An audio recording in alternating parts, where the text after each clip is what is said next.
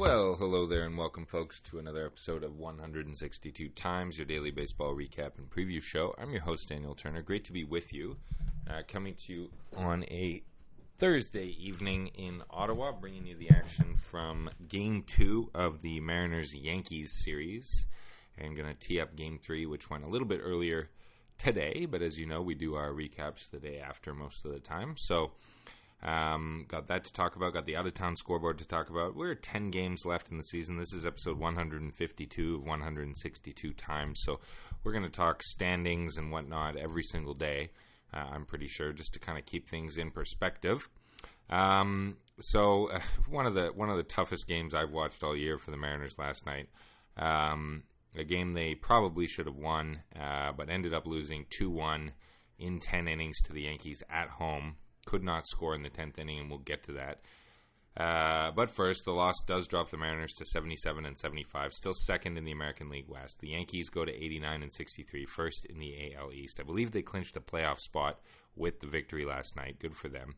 Not sure if they've quite clinched the AL East, but they have a fairly sizable lead on the Orioles at this point. The win went to Luke Weaver, 6-3 now, 3.02 ERA. The loss went to Colin Snyder, 3-4, 1.37 ERA.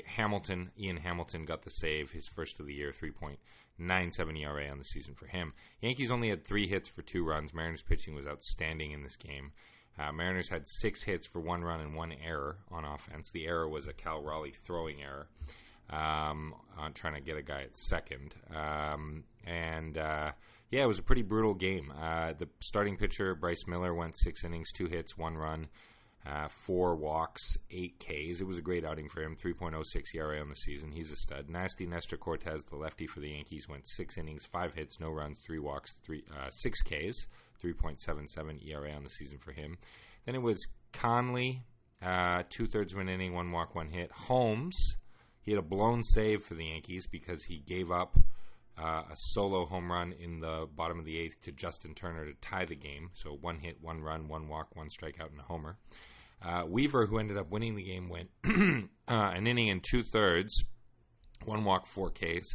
And then Hamilton, an inning with 1 hit and 2 strikeouts. 14 strikeouts on the night for Yankee pitching, 6 walks. Mariner pitching struck out 15 Yankees. So after Miller, it was Troy Taylor striking out the side in his inning of work. Munoz, 1 walk and 1 K in his inning, and then Colin Snyder managing 3 strikeouts over 2 innings of sterling work with only 1 hit and 1 run given up, though it was unearned as it was the ghost runner in extra innings.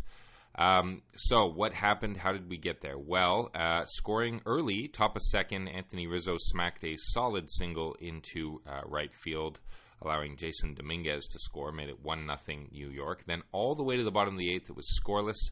Mariners had a few hits, but left guys on base. Overall, in the game, they had 10 left on base, and they were only 2 for 9 with runners in scoring position, which was irritating. But Justin Turner homered, his 11th of the year, a no-doubter to left in the bottom of the 8th, as I said, to tie the game. That was feeling really, really good.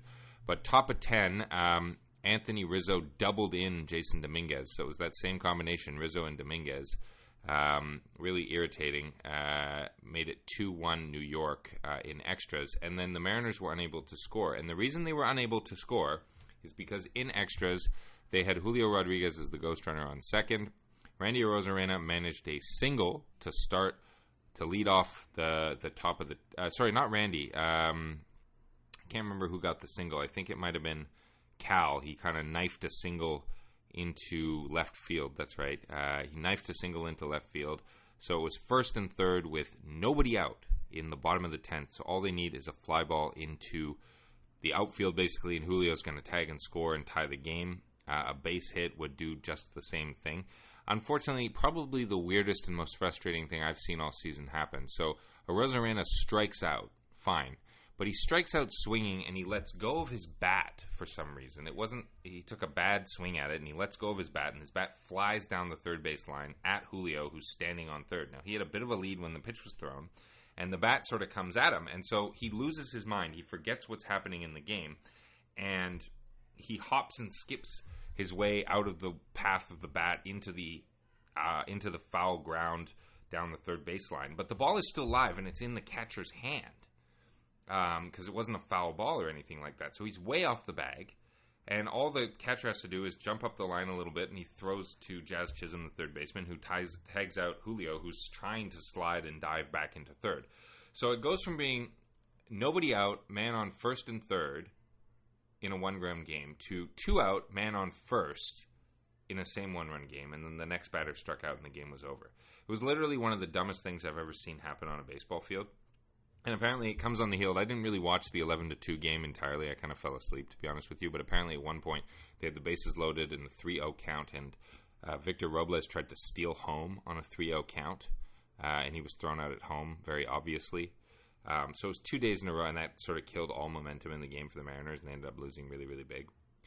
So it's 2 games in a row in just crucial situations where the Twins and the Astros are not doing well, so they can make up ground, and they're just doing toot blands, which is an official stat, which is thrown out on the bases like a nincompoop. It's a literal official stat of Major League Baseball. Toot bland. Tootblan.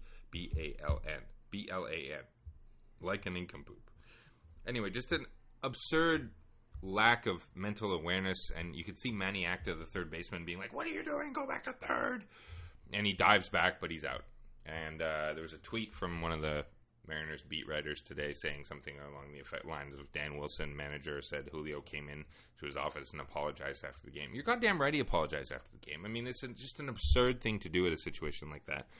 And Randy, probably shouldn't let go of his bat. Like, I don't know if it's frustration or if it just came out of his hands, but like all you did was strike out, man. Just like strike out.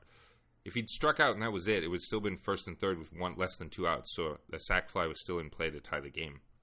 Just really, really, really bad stuff. Mariners end up losing the game. Brutal result. All right, out-of-town scoreboard. Athletics beat the Cubs 5-3. Doesn't impact anything. D-backs beat the Rockies 9-4. Doesn't impact anything. Angels over the White Sox in 13, 4-3. Doesn't matter. Giants beat the Orioles 5-3. Padres blanked the Astros 4-0. So that's excellent for the Mariners. Keeps them still 5 games back in the division, I believe. We'll check that in a minute. And the Guardians beat the Twins 5-4 in 10 innings, walking off the Twins with 3 runs in the 10th inning after the Twins put up 2 in their half of the 10th. Unbelievable result. Could have been great for the Mariners if they'd managed to pull off a victory. They really should have won last night's game after their pitching was so good. It's a shame that Colin Snyder had to take the loss. I was really, really frustrated about this one. Braves over the Reds 7-1 has no impact. Dodgers over the Marlins 8-4, no impact. Red Sox beat the Rays to move to 500, 2-1. They're still behind the Mariners. Nationals lost 10-0 to the Mets over in the National League. The Tigers beat the Royals 4-2. So the Tigers are 80 and 73. So the Mariners have to catch both the Twins and the Tigers now in the wild card. So a victory would have been really, really helpful. The Brewers beat the Phillies 2-1. The Cards beat the Pirates 10-5. The Rangers beat the Blue Jays 2-0. So that's how that went. Now, so today, Thursday, the Mariners have to play the Yankees again in a day game, and this will be where they go to salvage a victory in the series and hopefully, make up a little bit of ground on the Twins and the Tigers and the Astros after they failed to do so last night. So it'll be Logan Gilbert against Clark Schmidt. Gilbert, the outstanding pitcher, he's at 198 strikeouts on the season. Chance to get to 200 strikeouts. He's just under 200 innings pitched as well. He is 7-11 with a 3.25 ERA and a WHIP underneath 1. He's one of the best starting pitchers in the game. He'll be going up against Clark Schmidt, who is also a good pitcher. He's 5-3 this season with a 2.3 ERA, 14 starts, 1.17 WHIP. Lineups are out, so it's Rodriguez in center, Raleigh at catcher, Rosarena in left, Raley at right, Turner at first, Polanco DHing, Crawford at short, Moore at second, and Rojas at third. For the Yankees, it'll be Torres at second, Soto in right, Judge in center, Chisholm at third, Stanton DHing, Dominguez in left, Rizzo at first, Trevino behind the plate, Volpe at shortstop. Good chance for the Mariners to salvage something in this series based on Thursday's afternoon game. So let's go M's. All right, as promised, we're going to talk a little bit about where things stand scoreboard-wise. And so let's first take a look at the division. The Astros lead by 4.5 games on the Mariners, and the Mariners are 3 games back in the wild card, back of the Twins. However, the Detroit Tigers are equal with the Twins. So the Mariners are the next team in the wild card chase right now, but the Tigers have been playing excellent ball. They've been 8-2 over the last 10 compared to the Mariners 5-5. So let's go, M's. Come on, boys. You can do this. This is going to be a really exciting final 9 games, or 10 games rather, after tonight. So we're gonna stick with it. We're sticking with the boys. They've got a good chance to win. Now, who do they play next? Well, Seattle now goes to... Seattle is now going to go after the Yankees series, pardon me. So the Yankees, they played the Yankees today. Then they're going to go to Texas for 3.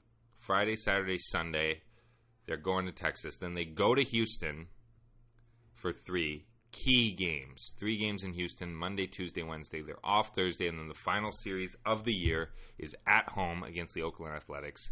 Friday, Saturday, Sunday. Season ends on Sunday, September 29th. Whew! I can hardly wait. But let's hope for good things.